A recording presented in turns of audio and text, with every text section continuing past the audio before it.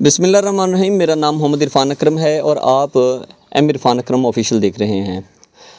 चंद महीने पहले 195 WB तहसील मेलसी थाना टिब्बा सुल्तानपुर की हदूद से जो है एक नौजवान को कच्चे के इलाके में हनी ट्रैप के ज़रिए जो है वो अगवा कर लिया जाता है। नौजवान जो है वो बाजियाब करवा लिया गया है उनके घर वालों की जानिब से। घर वाले हमारे साथ मौजूद हैं, उनसे बात करते हैं कि पुलिस का इसमें क्या किरदार रहा है, किसने उनकी हेल्प की है, पुलिस का मिजाज उनके साथ कैसा रहा और कितने पैसों में वो अपने भाई को बाजियाब करवा के लेके आए हैं। जी अस्सलाम वालेकुम। जी ये पुलिस ने आपके साथ क्या किरदार रखा है, पुलिस के इसमें क्या किरदार है इसको बाजियाब करवाने में? सर पुलिस को गए दरखास्त वगैरह दी लेकिन पुलिस वालों कोई तावन नहीं होया। सानू झूठियां तसलियां देंदे रहे, हत्ता तक भी इत्थे तक भी कि ਜਦੋਂ तक ਅਸੀਂ छुड़वा के भी ਲਿਆਏ ਆ ਤਾਂ ਵੀ ਕਹਿੰਦੇ ਸੀ ਵੀ ਸਾਡੇ ਹਾਲ ਦਾ ਤੁਸੀਂ ਹੁਣ ਬਿਆਨ ਦਿਓਗੇ ਵੀ ਅਸੀਂ ਤਾवन ਕੀਤਾ, लेकिन ਉਹਨਾਂ ਨੇ ਕਿਸੇ किस्म ਦਾ ਤਾवन ਨਹੀਂ ਕੀਤਾ ਸਾਡੇ ਨਾਲ।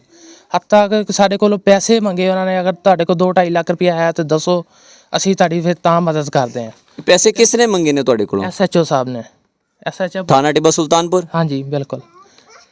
अच्छा, उन्होंने की किया कि ਤੁਸੀਂ कितने पैसे दे ਦਿਓ ਤੇ ਤੁਹਾਡੇ ਬੱਚੇ ਨੂੰ ਅਸੀਂ ਜਿਹੜਾ ਬਾजियाब ਕਰਾ ਲਾਂਗੇ? ਪਹਿਲੇ ਤਾਂ ਉਹਨਾਂ ਨੇ ਕਿਹਾ ਵੀ ਤੁਹਾਡੇ ਕੋਲ ਪੈਸੇ ਹੈ ਤਾਂ ਸਾਡੇ ਨਾਲ ਗੱਲ ਕਰੋ, ਅਸੀਂ ਫਿਰ ਤੁਹਾਡੇ ਨਾਲ ਤਾਵਨ ਕਰਦੇ ਹਾਂ। ਫਿਰ ਉਹਨਾਂ ਨੇ ਕਿ ਪਹਿਲੇ 2 ਲੱਖ ਕਿਹਾ, 2 ਤੋਂ ਬਾਅਦ ਉਹਨਾਂ ਨੇ 2.5-3 ਤੇ ਕਿਹਾ ਸਾਨੂੰ। ਅਸੀਂ ਕਿਹਾ ਵੀ ਜਿਹੜੇ ਤੁਹਾਨੂੰ ਪੈਸੇ ਦੇਣੇ ਆ ਅਸੀਂ ਉਹ ਦੇਣ ਦੀ ਬਜਾਏ ਅਸੀਂ ਡਾਇਰੈਕਟ ਉਹਨਾਂ ਨਾਲ ਹੀ ਡੀਲ ਵਗੈਰਾ ਕਰਕੇ ਜਿਸ ਤਰ੍ਹਾਂ ਵੀ ਹੋਇਆ ਸਾਡੇ ਕੋਲ ਬੱਚਾ ਛੁਡਾਇਆ ਅਸੀਂ ਉਹਨਾਂ ਨੂੰ ਛੁਡਵਾ ਲਵਾਂਗੇ। कितने पैसे डाकुआं ਨੂੰ ਤੁਸੀਂ ਦਿੱਤੇ ਨੇ ਤੇ ਉਸ ਤੋਂ ਬਾਅਦ ਉਹਨਾਂ ਨੇ ਤੁਹਾਡਾ ਜਿਹੜਾ ਭਾਈ ਹੈ ਉਹ ਬਾजियाब ਕੀਤਾ ਹੈ, ਉੱਥੋਂ ਛੋੜ ਦਿੱਤਾ ਹੈ? ਸਰ ਉਹਨਾਂ ਨੂੰ ਅਸੀਂ 7 ਲੱਖ ਰੁਪਇਆ ਦਿੱਤਾ ਵਾ ਤੇ ਬਾਕੀ ਜਿਹੜਾ ਸਾਡਾ ਉੱਤੇ ਕਿਰਾਇਆ ਖਰਚਾ ਹੋ ਗਿਆ ਭਾਈ ਨੂੰ ਛੁਡਾਉਣ ਵਾਸਤੇ, ਜਿਹੜੀ ਸਾਡੀ ਮਿਹਨਤ ਹੋਈ ਉਹ ਉੱਤੇ ਲੈਦਾ ਵਾ। ਇਹ ਤੁਹਾਡੀ ਕਿਸ ਨੇ ਹੈਲਪ ਕੀਤੀ ਹੈ? ਕਿਉਂਕਿ ਤੁਸੀਂ ਤਾਂ ਕਹਿ ਰਹੇ ਸੀ ਕਿ ਸਾਡੇ ਅਸੀਂ ਗਰੀਬ ਅਫਰਾਦ ਹਾਂ, ਦਿਹਾੜੀਦਾਰ ਅਫਰਾਦ ਹਾਂ, ਇਤਨੇ ਪੈਸੇ ਨਹੀਂ ਸੀ ਹੈਗੇ। ਤੁਹਾਡੀ ਕੌਣ ਹੈਲਪ ਕਰਦਾ ਰਿਹਾ ਹੈ? ਸਰ ਆਪਣੇ ਰਿਸ਼ਤੇਦਾਰਾਂ ਕੋਈ ਜਿੱਥੋਂ ਸਾਨੂੰ ਤਲਕ ਵਾਸਤਾ ਹੈ ਅਸੀਂ ਉੱਥੇ ਗਏ ਆ, ਉਹਨਾਂ ਕੋਲ ਪੈਸੇ ਉਧਾਰ ਵਗੈਰਾ ਚੁੱਕੇ ਆ ਤੇ ਇਸ ਤਰ੍ਹਾਂ ਕਰਕੇ ਕੁਝ ਸਾਡੇ ਕੋਲ ਘਰੋਂ ਚੀਜ਼ਾਂ ਵੇਚ ਕੇ ਅਸੀਂ ਜਿਹੜਾ ਨਾ ਇਕੱਠਾ ਕਰਕੇ ਉਹਨਾਂ ਦੀ ਡਿਮਾਂਡ ਪੂਰੀ ਕਰਕੇ ਭਾਈ ਨੂੰ ਲੈ ਆਏ ਆ। ਹੁਣ ਐਸਾ ਜਿਹੜਾ ਨਾ ਅਸੀਂ थोड़ा करके जिस तरह देवांगे उन्होंने पैसे उन्होंने वापस करांगे इंशाल्लाह। जो लड़का बाजियाब करवाया गया है नौजवान, उसके भाई का कहना है कि पुलिस की जानिब से उनसे पैसे मांगे गए कि आप 2 से 2.5 लाख रुपया दें तो हमारे साथ बात करें, हम कच्चे के इलाके में किसी भी अथॉरिटी से बात करके आपके बच्चे को बाजियाब करवाने की कोशिश करते हैं। तो उन्होंने पुलिस पे ट्रस्ट नहीं किया, उन्होंने 7 लाख रुपए की खतीर रकम देके एक दिहाड़ीदार बंदे ने 7 लाख रुपए की बड़ी अमाउंट देने के बाद अपने भाई को जो है वो बाजियाब करवा के लाए हैं। उनका कहना है कि उधार पकड़े हैं, मुखय्यर हजरात से वो इल्तिजा करते हैं कि उनकी हेल्प की जाए। उन्होंने जो पैसे दिए हैं किसी से उधार मांग के दिए हैं, मुखय्यर हजरात अपना किरदार अदा करें। ये जो कच्चे के इलाके से नौजवान बाजियाब होके हैं उनसे बात करने की कोशिश करते हैं, तबीयत उनकी नासाज है। अस्सलाम वालेकुम जी। वालेकुम अस्सलाम। किस तरह का बिहेव ਤੁਹਾਡੇ ਨਾਲ ਰਿਹਾ ਹੈ ਉਹਨਾਂ ਦਾ ਡਾਕੂਆਂ ਦਾ ਔਰ ਤੁਹਾਡੇ ਤੁਸੀਂ ਕਹਿ ਰਹੇ ਹੋ ਕਿ ਸ਼ੂਗਰ ਹੈ, ਤੁਹਾਡੀ ਕੋਈ ਲੱਤ ਦਾ ਜਾਂ ਬਾਜ਼ੂ ਦਾ ਵੀ ਮਸਲਾ ਬਣਿਆ ਹੈ?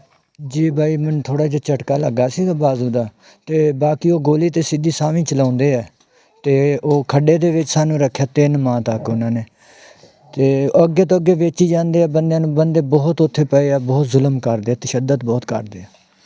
ਤੁਸੀਂ ਇਹ ਤੋਂ ਗਏ ਕਿਵੇਂ ਆ? ਕੀ ਮਸਲਾ ਕੀ ਹੋਇਆ? ਪੂਰੀ ਕਹਾਣੀ ਹੈ ਕੀ ਹੈ? ਕਿਸ ਤਰ੍ਹਾਂ ਚਲੇ ਗਏ? ਉਹਨਾਂ ਦੇ ਹੱਥ ਕਿਵੇਂ ਚੜੇ ਹੋ? ਬਸ ਬਾਈ ਜਿੱਦਾਂ ਵੀ ਚਲਾ ਗਿਆ ਮੇਰੇ ਨਸੀਬ ਖਿੱਚ ਕੇ ਮੈਨੂੰ ਲੈ ਗਏ, ਮੈਂ ਉੱਥੇ ਪਹੁੰਚ ਗਿਆ। ਖਾਣ ਨੂੰ ਤੁਹਾਨੂੰ ਦਿੰਦੇ ਹੁੰਦੇ ਸੀ ਉੱਥੇ ਜਾਂ ਉਹ ਬਸ ਤਸ਼ੱਦਦ ਹੀ ਕਰਦੇ ਸੀ? ਖਾਣ ਪੀਣ ਦੇ ਹਵਾਲੇ ਨਾਲ ਕੀ ਸੀ? ਟਾਈਮ ਇੱਕ ਚਾਹ ਦਿੰਦੇ ਸੀ ਤੇ 36 ਘੰਟਿਆਂ ਬਾਅਦ 48 ਘੰਟਿਆਂ ਬਾਅਦ ਜਾਂ 24 ਘੰਟੇ ਬਾਅਦ ਇੱਕ ਰੋਟੀ ਮਿਲਦੀ ਸੀ, बस सूखी रोटी, और कुछ नहीं।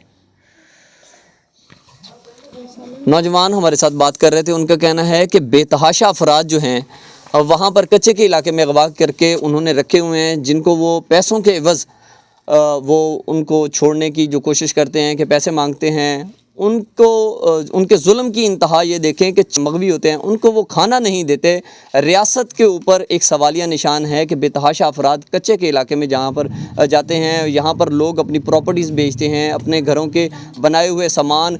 ये इन नौजवान ने भी मुझे बताया था कि इनका कहना था कि हमने घर में बहुत सारा सामान बेचने के बाद जो थोड़े बहुत पैसे इकट्ठे किए थे, रियासत पर जो सवालिया निशान उठता है उसके साथ साथ डिस्ट्रिक्ट बिहाड़ी की पुलिस और ख़ास तौर पर थाना टिब्बा सुल्तानपुर की पुलिस पर सवालिया निशान है कि गरीब अफराद की हेल्प करने के साथ साथ वो पैसे मांगते रहे हैं। DPO बिहाड़ी से RPO मुल्तान, IG पंजाब और वज़ीर आला पंजाब से मुतालबा करेंगे कि इनके ख़िलाफ़ फिलफौर इस बात का एक्शन लिया जाए। बहुत शुक्रिया।